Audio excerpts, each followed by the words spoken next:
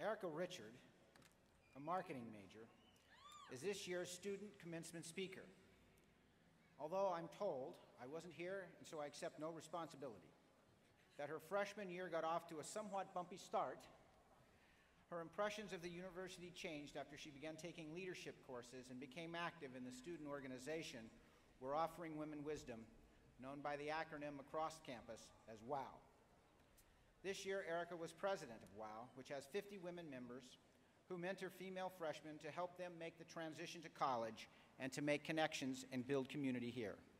Erica, a Smithfield resident, says of URI, "There's so much to do at a school that's so close to home and so close to your heart." She is not the first in her family to earn a degree here. Her great-grandfather, grandfather, father, 2 aunts all wore Keaney blue. Please welcome today's student commencement speaker, Erica Richard.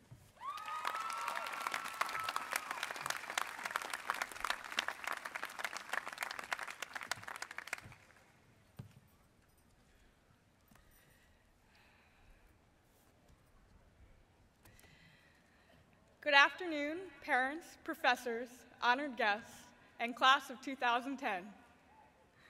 What an honor and privilege it is to be speaking before you at this monumental celebration of learning and achievement.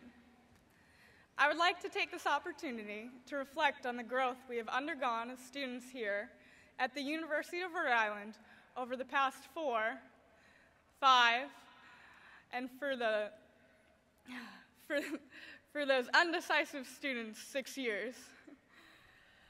I would like to reflect on some of the unique stories that compose our journey of becoming the young adults we are today. In Mitch Albom's book, The 5 People You Meet in Heaven, he says, "Each life affects the next, and the other affects the next, and the whole world is full of stories, but those stories are all one." We all have our own unique, funny, tragic, and long-winded stories to tell. However, I think you will agree, no story sits by itself. Sometimes stories meet at corners. Sometimes they cover one another completely, like stones beneath a river. To borrow Mitch Albom's idea, let's call this story The 5 People You Have Met at URI. The first person you met at URI was your roommate freshman year. This story could have gone one of 2 ways. Perhaps you are turning to them now, grinning and giggling at 4 years of inside jokes.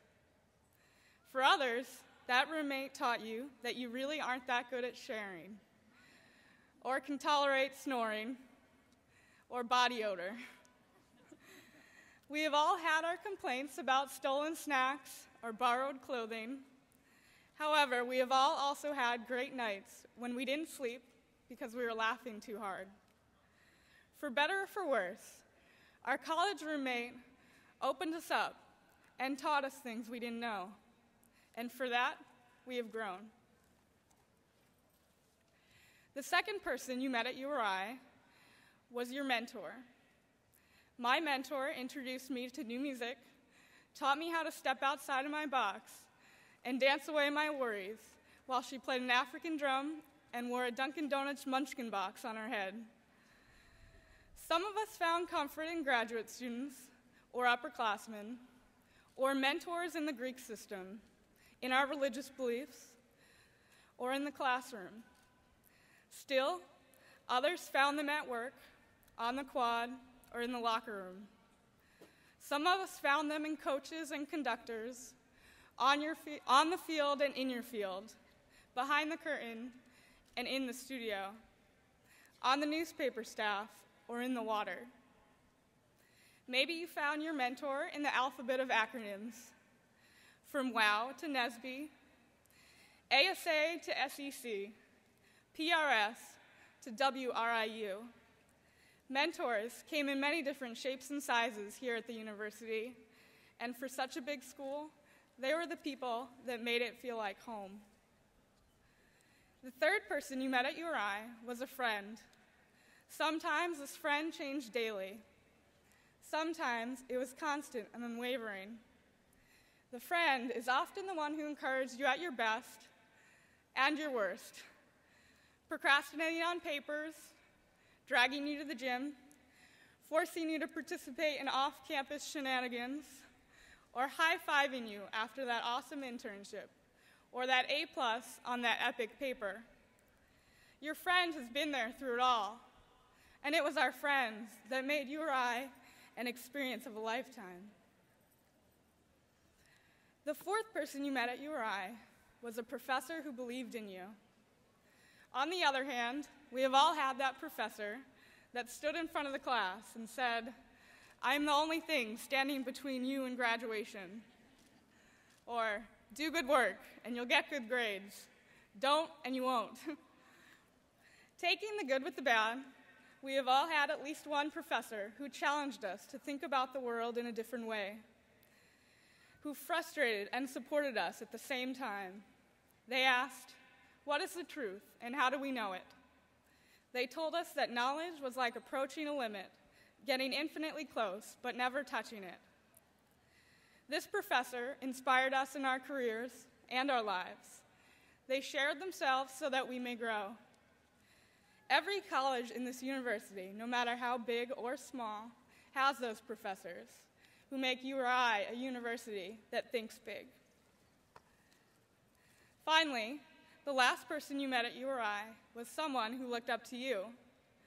After you stumbled and struggled through 4 years, there was a student who considered you their mentor, and you molded that person's experience. Your time at URI has now come full circle. From mentee to mentor, we are obligated to share what we have learned.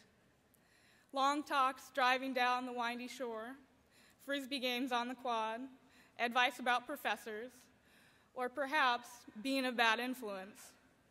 Our fingerprints don't fade from the lives we touch. Of course, there have been many more than 5 people at URI. Countless people have touched our lives. Remember to thank them and take the lessons you learned out into the world with you. Touch other people's lives. Share your stories, because you can no more separate one life from another than you can separate the breeze from the wind. Storytelling is a great art often forgotten. Jan Martel says the world isn't just the way it is how we understand it. In understanding something, we bring something to it. That's what makes life a story. Native Americans believe that it takes 1,000 voices to tell even just one story. So, just like the 5 people you have met, well, anywhere, you will make a difference in 1,000 people's lives. Let today be the beginning of many stories. Understand your stories will be long and exciting, but not without a few hardships. It is how you act in the face of everything that makes you the hero in your stories. URI has been the beginning to all of our stories as young adults. Be proud. Wear that Keene blue business suit with style. You worked so hard, and you have already accomplished so much. So in your story, be bold. Today, you are wearing a square-shaped mortarboard. Tomorrow, you will be wearing a hat of a different variety. Try on all kinds. Go out there and do something remarkable. Make a plan, but realize you don't always need to stick to it. No one actually reads the table of contents anyways. Don't worry, some poems don't rhyme, and some stories don't have clear beginnings, middles, or ends. So it's okay not to know where you're going. Just always remember to make your story an action adventure. Live your life from your heart, and your story will touch other people's souls. Remember that all endings are also beginnings. So, may the story of our lives bring us great adventures, which we will meet with enthusiasm and wit. Congratulations, class of 2010. We did it.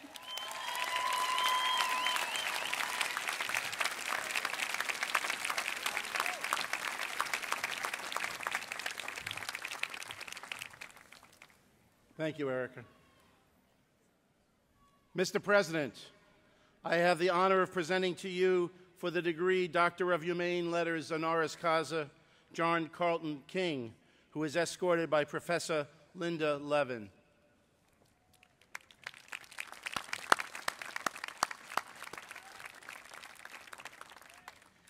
CNN launched a show this spring about politics called John King USA, featuring one of URI's most prominent alumni, John King, from the URI class of 1985. Mr. King, your alma mater is honored to also feature you here today and to recognize and celebrate your extraordinary accomplishments. Prior to this recent assignment, you were anchor of State of the Union with John King, a 4-hour block of Sunday news programming. During the 2008 presidential campaign, you gained prominence with your use of CNN's new Magic Wall, a pioneering technology that allowed touchscreen navigation of key election vote counts and demographics. As CNN's chief correspondent, you are a known and respected journalist throughout the world. Your path to becoming a renowned journalist and insightful political reporter and commentator began right here in Rhode Island when you were a URI student interning at the Associate Press office in Providence. Your initial assignments including covering the legislature and other state and city government issues. Before you graduated, AP hired you full-time. After a stint at AP Boston, you moved to Washington, D.C. to cover national politics for the wire service. You switched from print to broadcast journalism when you joined CNN in 1997 and served as CNN's White House correspondent from 1999 to 2005. During your career, you have covered 6 presidential campaigns: the first Persian Gulf War, the inauguration of Nelson Mandela, the aftermath of the 2004 tsunami and Hurricane Katrina, the Iraq War, and the September 11th terrorist attacks. You were a 2008 recipient of URI's Distinguished Achievement Award. For your commitment to integrity and professionalism in delivering the news, the University of Rhode Island is pleased to confer upon John Carlton King the degree Doctor of Humane Letters honoris causa.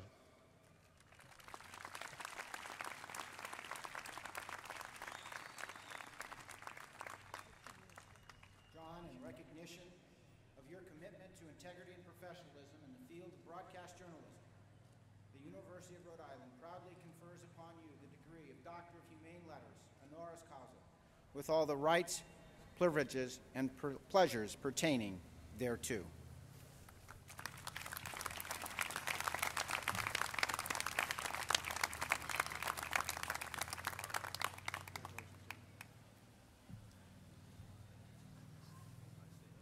Yes, do. Ladies and gentlemen, it is my pleasure to present Mr. John King, now Dr. John King, to share his message with the graduating class of 2010.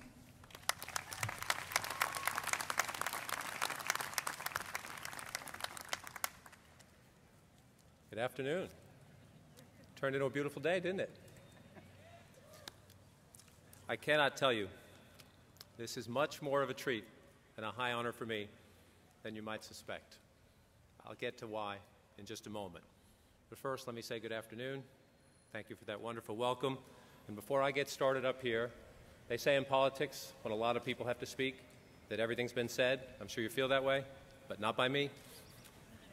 I want you to look around for a minute. Soak in your moment. You all look great. You're all still smiling. You brought the sun out. Take a look around for a minute at your friends and your family. Say hello and celebrate yourself for just a second. Governor Kucheri, Senator Reed, Congressman Langevin, so nice to see in this not-so-peaceful election year, the Democrats and Republicans can spend some quality time together, rather politely. A special thanks to President Dooley for letting me share what is a most special day for him. The 124th commencement for the University of Rhode Island is the first for its ambitious and energetic new president. I'm especially honored to be in the presence of 3 other remarkable men and women you have honored here with special honors today. 3 very different people, if you saw them stand right here, but 3 people who share the same gift, the desire to give back and make everything and everyone they touch a little better. We had a great dinner together last night, all of the honorees here, with friends and families and leaders of the URI community.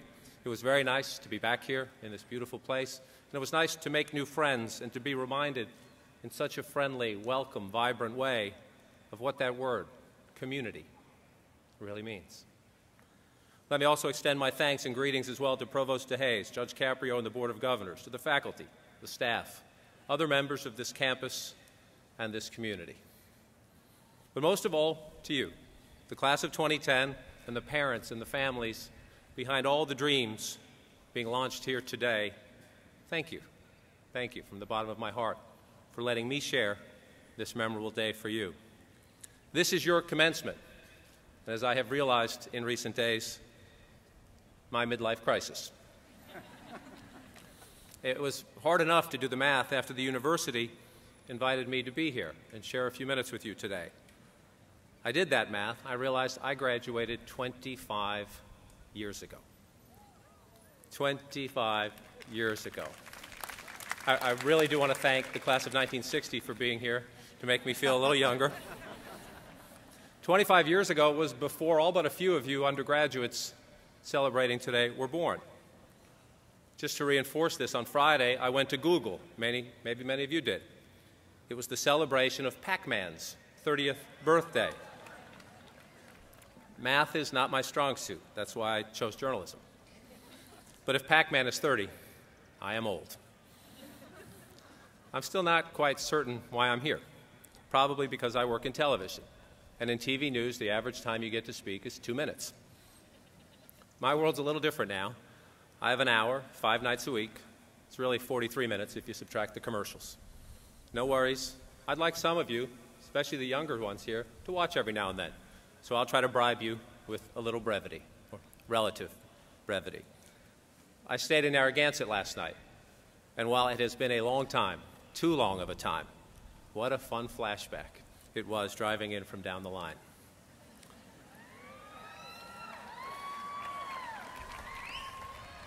I saw some of you, I think, way past bedtime. I miss the ocean and the rugged beauty packed into this big little state. I don't give many speeches because I don't think I'm very good at it. Maybe you've noticed that already. So why then is this such a treat for me? Well, like many of you, I am standing here attending my first University of Rhode Island commencement. The program's not wrong. I'm a graduate, a proud graduate of the class of 1985. But I couldn't be here on my special day to receive my degree in person because my dreams, thanks to this place, were launched a few weeks ahead of schedule. I had to work that weekend. So I'm loving this, and I thank you. I had to work because, as the provost noted, I had been offered a full-time job about a month before classes ended. Then, as is the case now, jobs were pretty scarce in my business, many other businesses as well. So I cherished my good fortune. Even though as the new guy at the Providence Bureau of the Associated Press, my job really was to open the bureau at 4 o'clock in the morning, write some stories for Morning Drive Radio, and debate the day's big headlines with the coffee machine. I often say to anyone I meet, I consider myself the luckiest man alive. And I mean it when I say it. But my good fortune that spring, 25 years ago, was not all luck. Like many of you, I came here pretty clueless about what I wanted to do when, or if, I grew up. For me, that's still an open question. A class right there in that building on the Middle East conflict made me curious about the world. A Shakespeare professor noticed I liked to write. Said, why don't you try journalism? To be honest, those early journalism classes, I didn't find them all that exciting. I had one professor who hardly ever had us open the textbook. Instead, we would sit around and debate current events. Beth Quinn was her name. And I thought, well, she's young, she's new at this, she's just finding her way. I know now how wrong I was. She was testing our curiosity, trying to separate the hunters from the gatherers. There isn't a textbook for that, and she knew it. Beth and the others to whom I'm most grateful for my time here, to whom I owe the most, told me time and time again to go away. They could teach me the basics in class, but they knew they couldn't find out if this was what I was meant to do unless I went out and did it. So they helped me find that first internship at the Associated Press. The first one led to a second one. The second one led to a summer job, and that summer job led to a full-time job offer that kept me from this spectacular ceremony 25 years ago.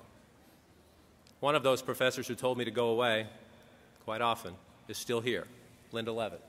And for that wise advice, I'm forever grateful. By the way, Linda has helped me in recent weeks understand just how much this place has changed. In my days, there was no Facebook, no Twitter, no cell phones, or texting, believe it or not, really no internet. To browse required a book, or this thing they call a newspaper. The search engine for us had a fancy name, the library. But for all the change, I suspect our experiences were pretty much alike.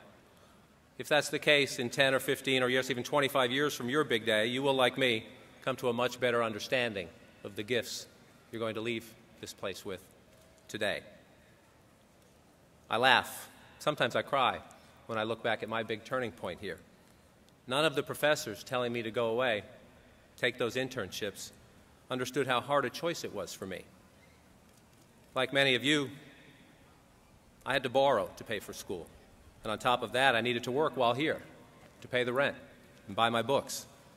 The internship, which didn't pay, meant no work-study job, which meant no gas money. This is a small state, but it's still a pretty good walk from Kingston to Providence. I almost said no, because I knew saying yes would mean having to ask my parents for help, for money I knew they didn't have. But no was not an option, not for them, and because it never was for them, not for me. And so the door that was open back then was the beginning of a remarkable journey. It has taken a kid from Dorchester, Massachusetts to all 50 states through 6 campaigns, 2 wars, 8+ years covering the White House, and just shy now of 80 countries, from Russia and China, India and Iraq, in Benin, and to the inauguration of Nelson Mandela. It has been the unexpected ride of a lifetime, and I am in no hurry to get off. As you begin your journey, our university has a new motto. You've heard it once or twice today, and I hope you embrace it without reservation. Think big. We do. Some say thinking big is a bit unrealistic at this moment. You all know it's a tough economy, and this small state has taken one of the biggest hits in this punishing recession. You don't need me to stand here and tell you that jobs are scarce.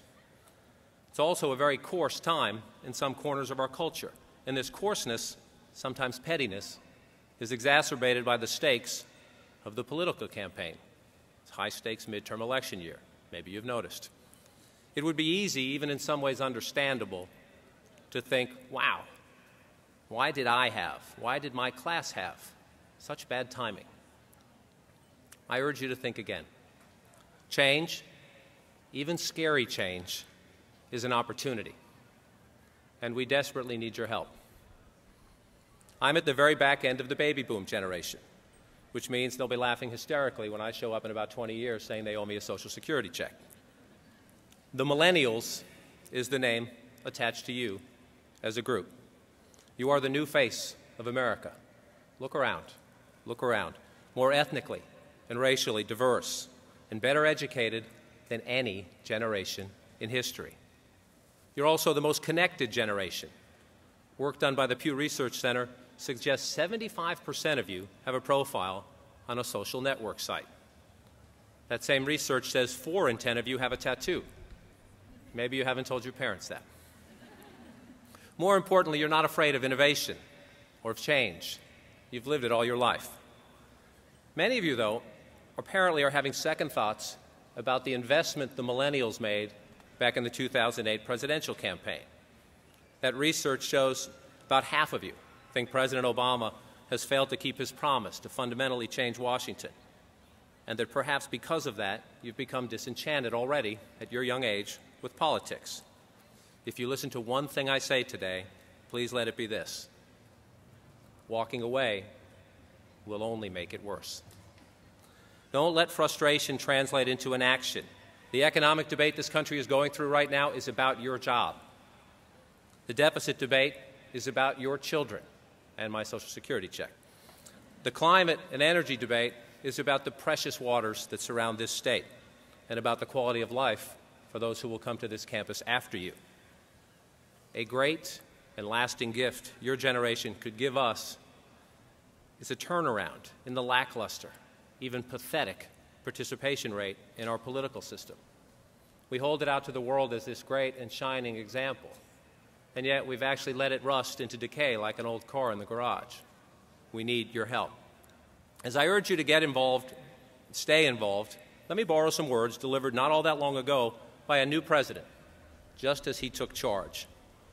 Ideas matter and are real, he said. Words written and spoken matter and are real. Relationships matter and are real. Morals and ethics matter and are real. This new president set a bold goal to see under his leadership a new generation, quote, able to set aside the comfortable labels of Democrat, Republican, progressive, conservative, Fox fan, MSNBC fan, immigration, native, pro-choice, pro-life, gay, straight. That new president, whose words I have borrowed, does not work in Washington. He is your president. And he sees the challenge of the moment, I think, with great clarity. Reject easy and often misleading labels. Respect all views in a spirited but civil debate. Learn from others, even those with whom you fiercely disagree. And don't sit on the sidelines at a time of such dramatic and consequential change and challenge. Now, we all make mistakes. So while I'm here, I must take issue with one part of President Dooley's otherwise eloquent and inspiring inaugural address. Yes, he said, even Red Sox Yankees, set aside all of that. No. That, sir, is asking too much. Red Sox cufflinks, just for the day. No.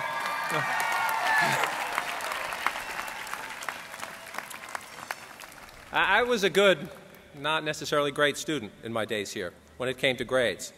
But I know I learned a lot more now than I thought I was learning at the time. What I love so much about what I do now is that I get paid to learn. I get paid to be curious, paid to listen to others and listen to their stories. Last year I traveled to all 50 states, and I did it in 50 weeks. My goal was to see how the country was absorbing, how it was changing, what it thought of the first year of the historic Obama presidency.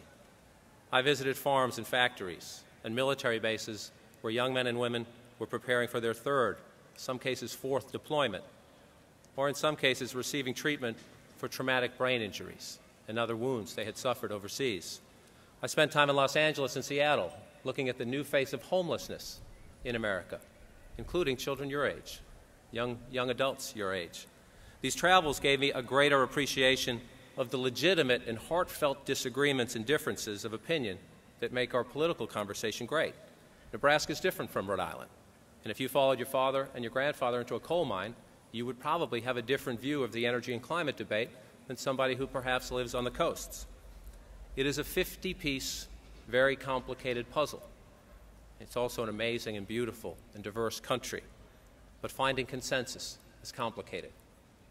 I ask you, please, to do your part. My hope is that 25 years from now you can say, despite all the bumps and bruises, and you will get bumps and bruises, that you love what you do. I love what I do because I learn every day. I enjoy it now as much as I did 25 years ago when I covered what we like to call my first political gift that keeps on giving. Yes, I confess, I miss Buddy Cianci. Maybe some of the lessons I have learned can help you a little as you leave here for your adventures. The ones that stick with me were born of struggle and come from people who don't have power or fancy titles. From my mother, I learned dignity is quiet. I've been reminded of that lesson in recent years by visiting parents not long after they have had to do what no parent should ever have to do: bury a child. People like John Dyer in Ohio, Tom Titus in Idaho. Their sons, like many sons of this state, paid the ultimate price in Iraq.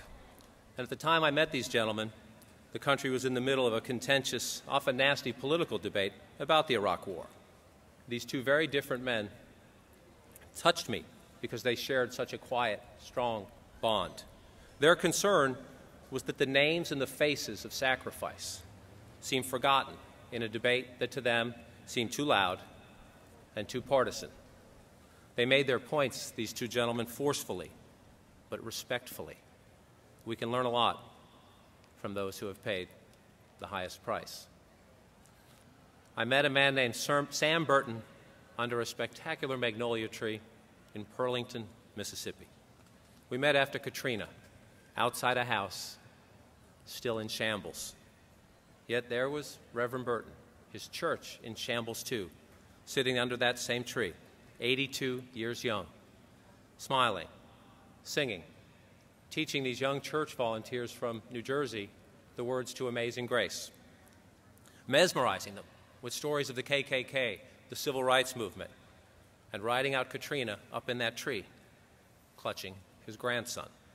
He had been a preacher for 50 years, Sam Burton had, and as the waters kept rising, he said he finally looked up and said, "Lord, I've been helping you down here a long time, and now it's your turn to help me." Don't ask until you really need.